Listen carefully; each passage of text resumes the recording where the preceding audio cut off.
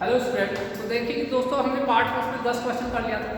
अब देखिए 11 वाले क्वेश्चन 11 वाला क्वेश्चन देखिए 1 किलोवाट आवर इक्वल टू कितना होता है कहता है। ये आपके पास क्वेश्चन 1 किलोवाट आवर तो देखिए 1 किलोवाट आवर बराबर क्या होता है भाई, किलोवाट में से आवर में से 1 आवर में कितने मिनट, 60 मिनट, 1 मिनट में कितने सेकंड, 60 सेकंड। तो ये सेकंड में चलो कन्वर्ट करना, 60 और 60 को 3600, लेकिन किलोवाट सेकंड तो 3.6 इसको ऐसे लिख सकता हूं मैं। देखिए इनटू किलो का मतलब 10 की घात 3। जब आपके पास बेस से मतलब पावर जुड़ जाते हैं तो पावर जुड़ के 3/6 गुना 10 की घात 6। अब वाट सेकंड को क्या बोलते हैं, जूल। ये इसलिए बोलते हैं देखिए क्योंकि पावर p बराबर W/t, पावर वाट होता है, जूल होता है। जब आप ये जूल वाट और सेकंड को इंटू करोगे तो किसमें हो जाएगा, जूल में। इसका मतलब ये हुआ कि 1 किलोवाट आवर आपका 3/6 गुना 10 की घात 6 जूल के बराबर होगा। इसलिए आपका आंसर कौन सा मैच हो रहा है, जल्दी देखिए आपके पास। तो जल्दी आपके पास ये करिए, ये आंसर आपके पास हो गया है। ध्यान 11 question.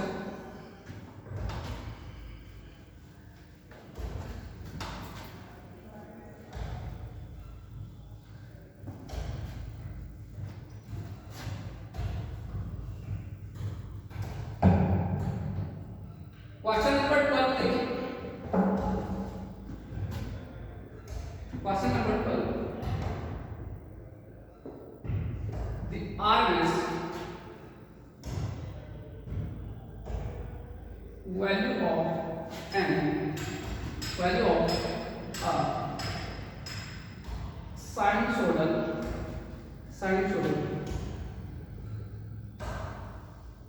AC current is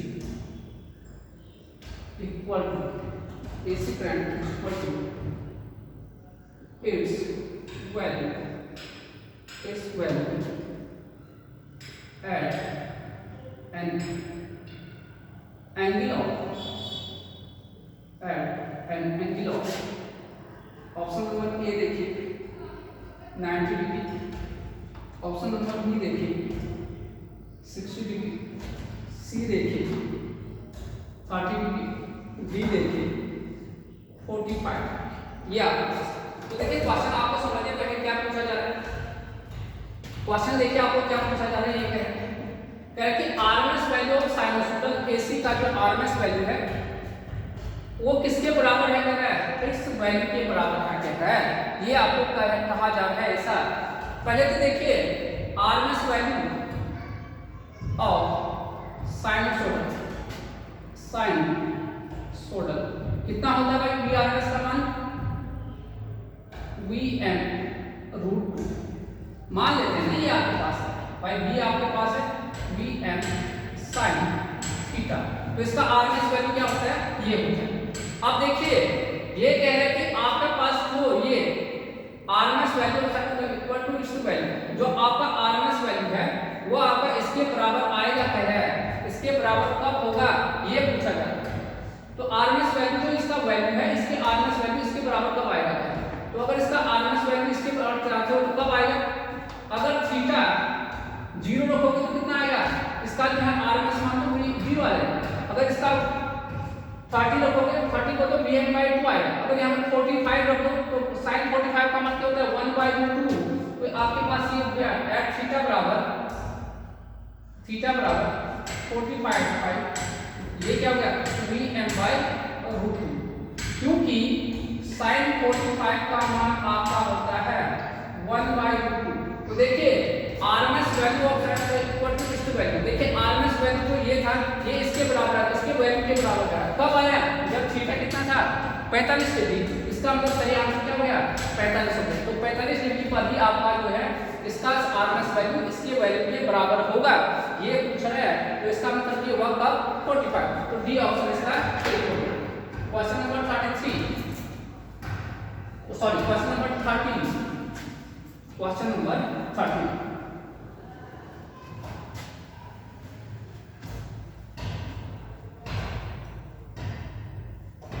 question number 13 देखिए भाई। क्वेश्चन नंबर 13 क्या है,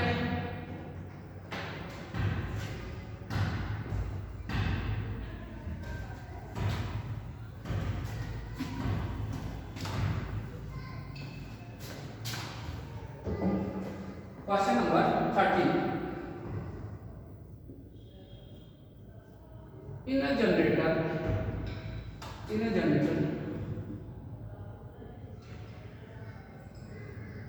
but dynamically induced EMF is produced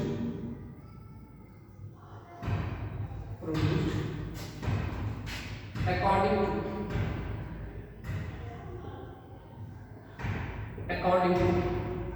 option A देखिए ओम्स लॉ, ऑप्शन बी देखिए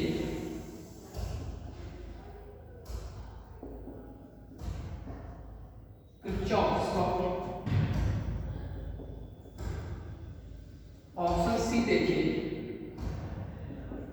Biot Savart law, option D देखिए फैराडे। ये आपके पास कहा जाता है। देखिए इसका सॉल्यूशन क्या करें, पहले क्वेश्चन में जनरेटर की बात करते हैं।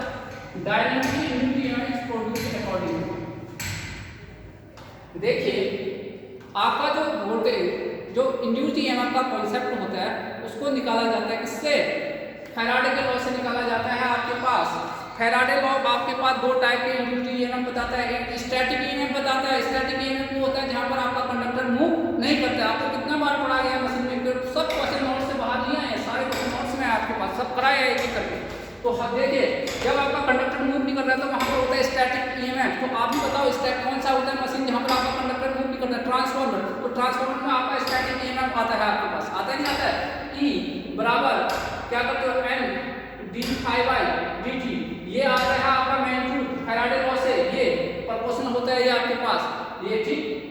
और E बराबर BBL sin थीटा, ये होता है आपका डायनामिक ईएमएफ। ये आपका डायनामिक, ये आपका क्या स्टैटिक ईएमएफ।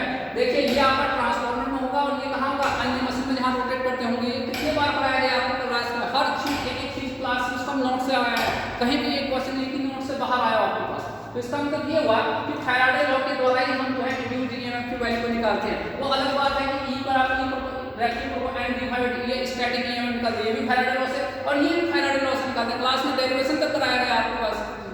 तो इसका मतलब ये हुआ कि फैराडे लॉ के द्वारा ही जनरेटर में क्या करते हैं ईएमएफ। तो डायनामिक किसके लिए करते हैं, जहां पर आपका कंडक्टर क्या कर रहा होगा, मूव कर रहा होगा, उसके लिए डायनामिक बोलते हैं। और जहां पर कंडक्टर मूव नहीं करता है उसे बोलते हैं स्टैटिक ईएमएफ। तो ट्रांसफार्मर में कोई भी कंडक्टर आपका मूव करने वाला नहीं है, तो इसलिए वहां पर क्या बोलते हैं स्टैटिक ईएमएफ। और आपके पास और मशीन पर आपके पास जैसे इंडक्शन है, वहां पर आपके क्या है आपके पास मूविंग कर डीसी है, वहां पर मूव करने वाले हैं, वहां पर डायनामिक ईएमएफ होता है। तो आपको पूछा है किस रूल से निकालते हैं, तो आप सीधे किससे कहोगे फैराडे लॉ से। तो ये आपका आंसर डी, ठीक। नोट्स से बाहर एक क्वेश्चन नहीं है, सारे क्वेश्चन नोट्स में आए, सॉल्व कराया गया क्लास में। Question number 14,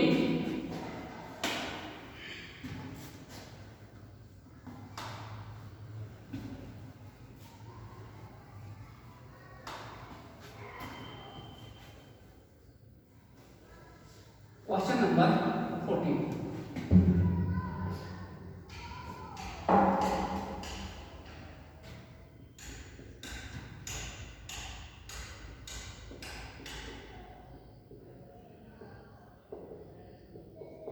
in case of direct current,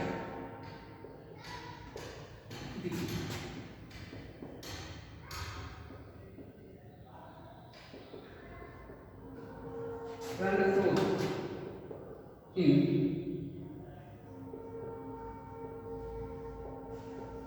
alternate direction B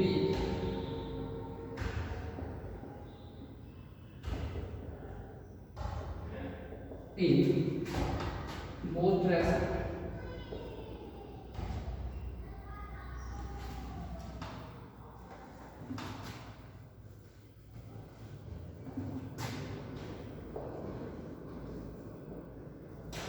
C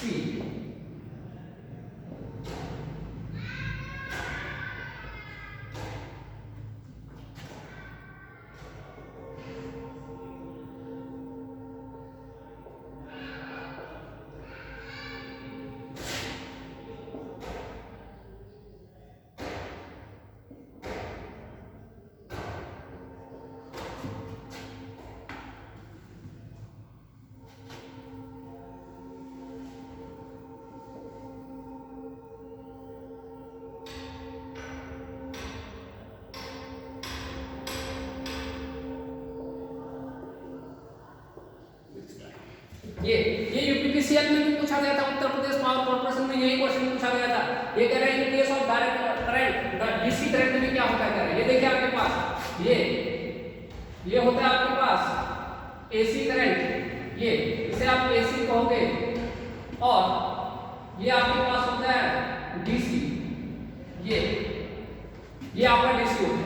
तो यहाँ देखो कि एसी आपका हर समय के साथ क्या हो रहा है, चेंज होते जा रहे हैं, समय के साथ इसके मान में चेंज होता जा रहा है। और ये देखिए अभी डायरेक्शन प्लस है, बाद में माइनस हो गया, लेकिन ये समय के साथ इसके मान में कोई चेंज नहीं है। और डायरेक्शन आप इसी डायरेक्शन में प्लस में है, तो बस प्लस में ही आपका इसका डायरेक्शन ये आपके पास है। तो इसका मतलब होगा कि आपके पास करंट फ्लो अल्टरनेट का मतलब हो गया एक बार यहाँ एक बार यहाँ, क्या डीसी में ऐसा नहीं होगा, ये तो आपका हट गया। Current flow in both direction, both मतलब दोनों डायरेक्शन में, तभी current flow in only one direction, देखिए एक ही डायरेक्शन में फ्लो हो रहा है। C D current direction of current change every time, कोई चेंज नहीं हो रहा है, देखिए समय बदल रहा है लेकिन ये फिक्स चेंज नहीं हो रहा है आपके पास। तो आपका तो क्या आंसर हो गया, सी ऑप्शन इसका सही हो गया। 14 क्वेश्चन का क्या आंसर आया, सी। ये 15 क्वेश्चन, ये UPPCL power corporation Uttar Pradesh का क्वेश्चन है, ये आपके पास डायरेक्ट कॉपी किया गया है ये question.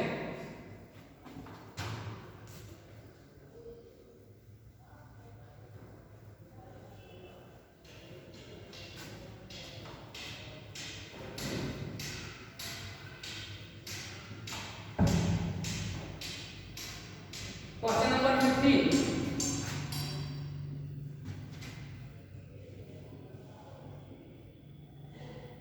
a network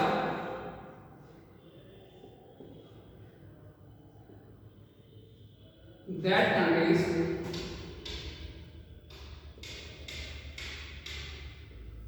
any source of EMF, electromagnetic force बोलते हैं,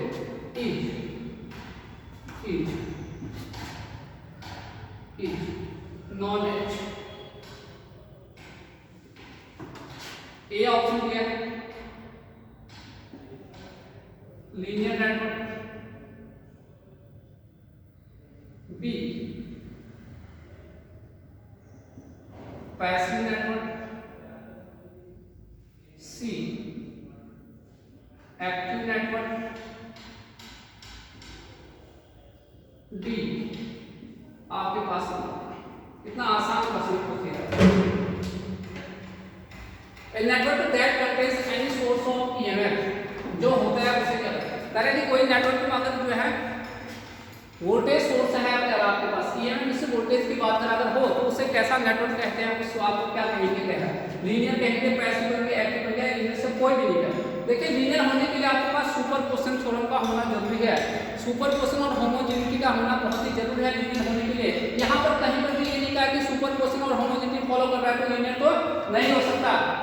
दूसरा पैसिव नेटवर्क वो होते हैं जिसमें कोई भी वोल्टेज सोर्स कनेक्टेड नहीं होते, लेकिन इसमें क्या है कि आपका वोल्टेज सोर्स कनेक्टेड है, तो इसका मतलब ये होगा। अब देखिए आपका वोल्टेज सोर्स जिसमें कनेक्टेड होते हैं और जो लंबे समय तक इनफाइनाइट टाइम तक आपका सोर्स इस तरह काम करता है उसे बोलते हैं एक्टिव नेटवर्क, तो इससे आपका कहोगे एक्टिव है हमारा, ये कहोगे आपके पास। तो देखिए कितना आसान सा क्वेश्चन पूछा गया एग्जाम में आपको। तो 15 का कितना हो गया, सी, ये आपके पास।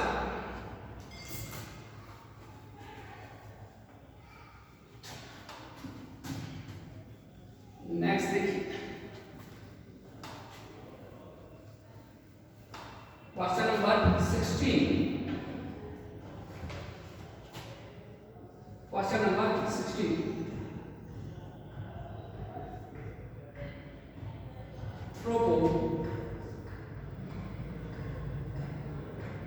tropospheric mode of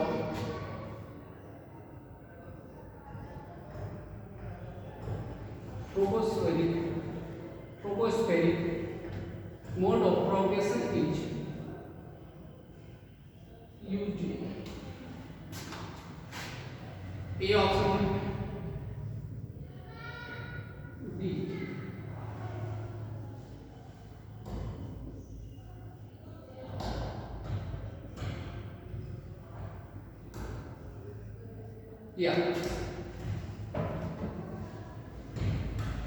ये देखिए tropospheric mode of propagation.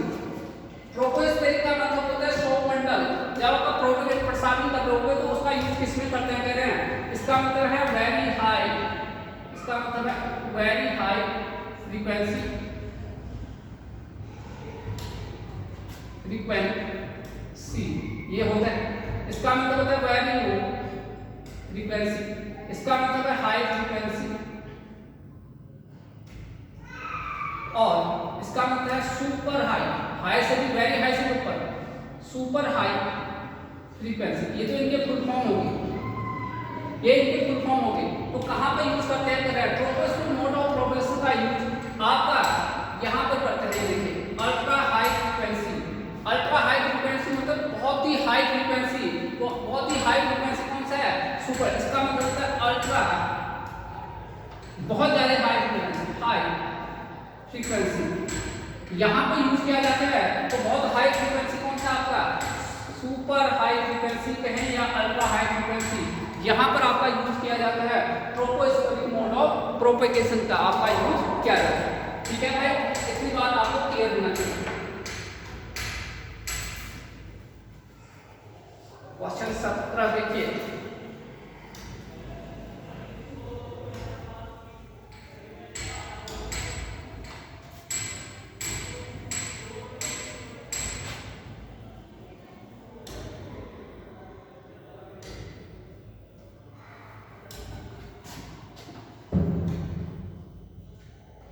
Question number 17,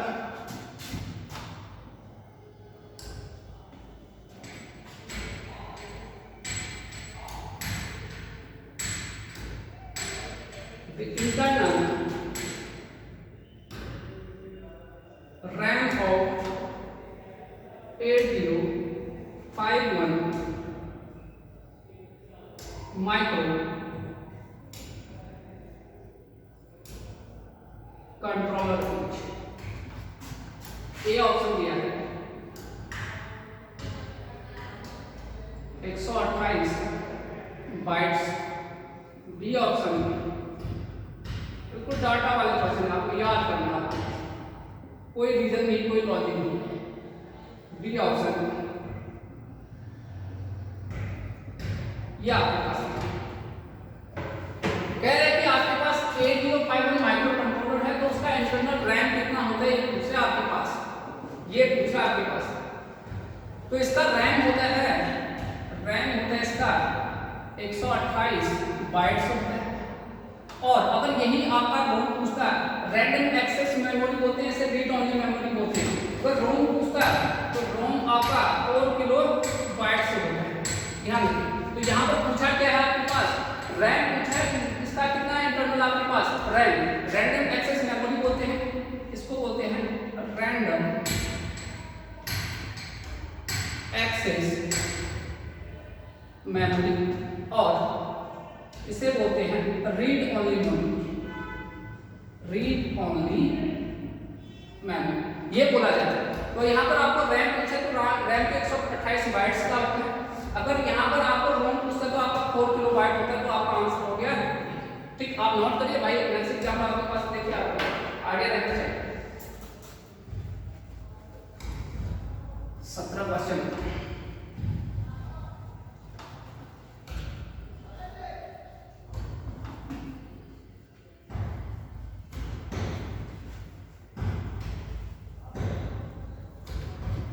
next देखिए question number 18,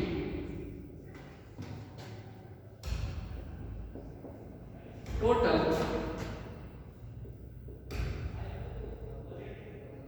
side band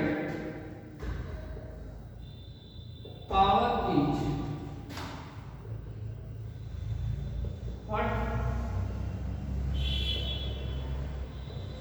percentage of the carrier power 4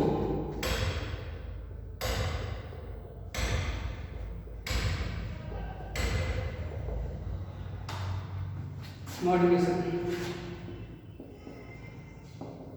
25%, B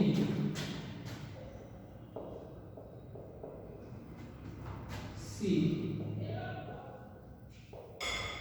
50%, ये आपको पूछा गया। ठीक है, ये क्वेश्चन आपको पूछा गया। ये करें total side band power is what percentage of carrier power होगी 100% मॉड्यूलेशन। 100% मॉड्यूलेशन तो क्या होगा कह रहा है ये आपको। ये कम्युनिकेशन सिस्टम का क्वेश्चन है आपके पास। देखिए इलेक्ट्रिकल में आजकल पुराने micro processor, power electronics, communication, आपके माइक्रो कंट्रोलर, ईडीसी, डिजिटल, ये सारे क्वेश्चन डाल देने हैं आपको, तो आपको हर चीज पढ़ा होना चाहिए। ठीक है, तो देखिए टोटल पावर, तो टोटल पावर होता है, टोटल पावर का मैं पीटी से लिखा हूं उसे, तो टोटल पावर दो लोग होते हैं आपके पास। टोटल पावर आपका ये होता है, टोटल पावर का फॉर्मूला ये होता है PC, total power PC 1 plus m square by 2, where m बराबर मॉड्यूलेशन है। और यहाँ पर कितना मॉड्यूलेशन दे रखा है बताइए, मॉड्यूलेशन कितना दे रखा है बताइए, मॉड्यूलेशन 100%,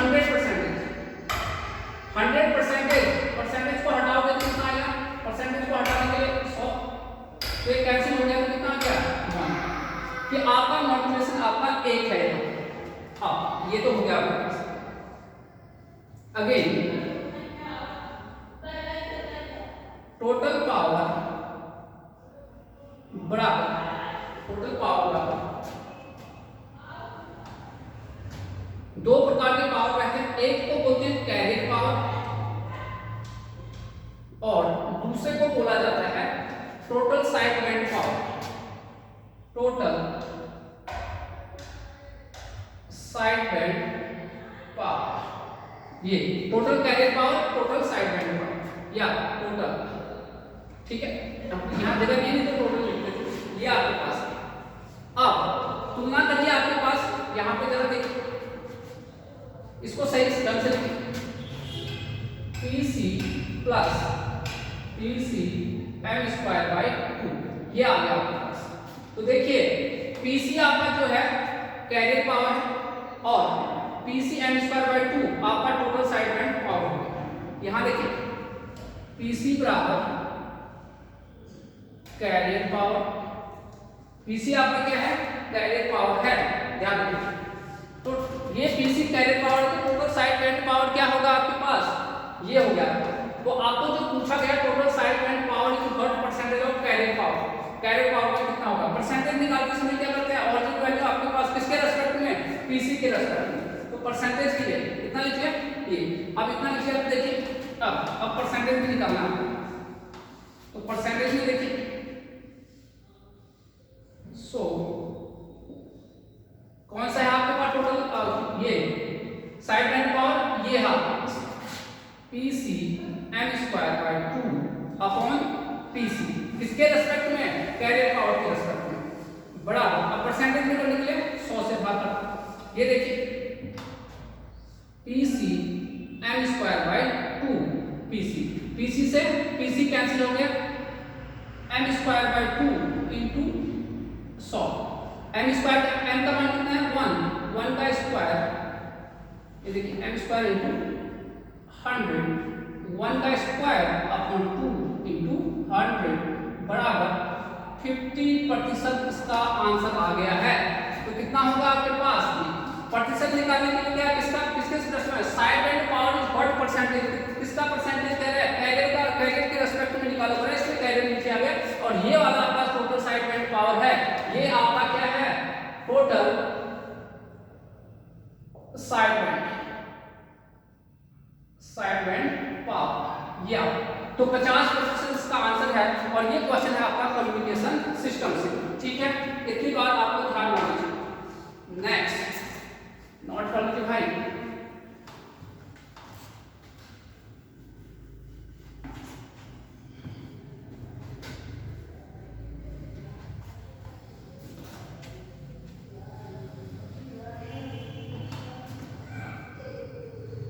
क्वेश्चन देखिए आसान है, क्वेश्चन 1 लाइन है बिल्कुल आपके पास। देखिए क्वेश्चन नंबर 19 देखिए,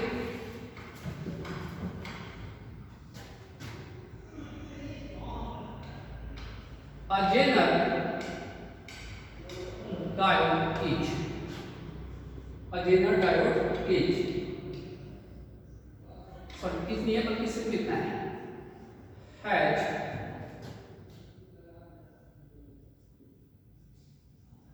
a sharp breakdown at low reverse voltage,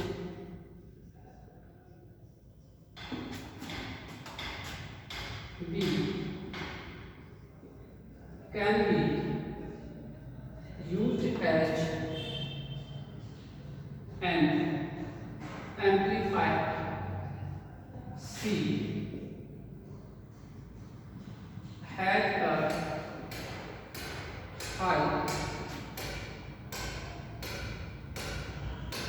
forward voltage gain, D note ये। तो देखिए भाई क्वेश्चन क्या है, क्वेश्चन कह रहा है कि जेनर डायोड उसमें क्या होता है, ये कह रहे हैं के साथ breakdown at low reverse voltage, मतलब लो रिवर्स वोल्टेज पर आप यहाँ ब्रेकडाउन कर सकते हैं, कह रहे हैं कैन बी यूज्ड एम्पलीफायर की तरह has a high forward voltage in note. देखिए सबसे मेन चीज क्या है, जो जेनर डायोड है हमेशा रिवर्स बायस में काम करता है, ये बात नोट करनी। तो रिवर्स बायस में आप काम करोगे तो ये तो फॉरवर्ड वोल्टेज कह रहे हैं, फॉरवर्ड हट गया। दूसरा कैन बी यूज्ड एम्पलीफायर, देखिए अगर आप जेनर का कैरेक्टरिस्टिक, अगर डायोड का कैरेक्टरिस्टिक देखोगे तो आपके पास ये करंट का मान ये यहाँ से ऐसे आने लगता है, करंट का मान ये आपका ऐसे आने लगता है, आई वी कैरेक्टरिस्टिक देखोगे तो ये आने लगता है यहाँ पर। तो देखिए आपका रिवर्स में काम कर रहा है, वोल्टेज निगेटिव रिवर्स में काम कर रहा है, इसका मतलब ये हुआ ये फॉरवर्ड वाला तो हट गया। Can be used amplifier, amplifier क्या करता है, करंट की मान को बढ़ाता है। देखते हैं करंट बहुत कम हो रहा है, यहाँ ये अगर यहाँ होता तो मैं कहता है एम्पलीफायर क्या हो सकता है, लेकिन यहाँ तो नहीं, तो ये भी हट गया आपके पास। तीसरा has a sharp breakdown low reverse voltage, तो आपका ये रिवर्स ब्रेकडाउन है, आपका रिवर्स है, वहां पर आपके शार्प ब्रेकडाउन, यहाँ पर शार्प मतलब टू स्टेट लाइन आपके पास आ रहा है, तो आपके पास ये हो गया। तो इसका आंसर क्या हो गया, ए हो गया इसका, ठीक है। तो आपको नोट ये रखना है कि जो आपका जेनर डायोड है रिवर्स बायस में ही वर्क करता है, इतना आपको ध्यान रखिएगा। तो आपका क्वेश्चन इतना आसान आया था, तो अगर इससे तो इतना पता होता कि जेनर हमारा रिवर्स में काम करता, रिवर्स बायस में काम करता, आपका ऑप्शन आसान हो जाता, ठीक। ये आपका, तो ये तो हो गया आपके 19 क्वेश्चन। नेक्स्ट देखिए,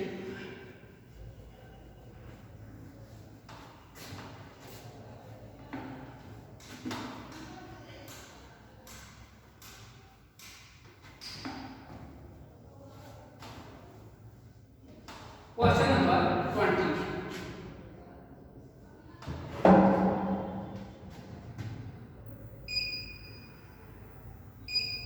The output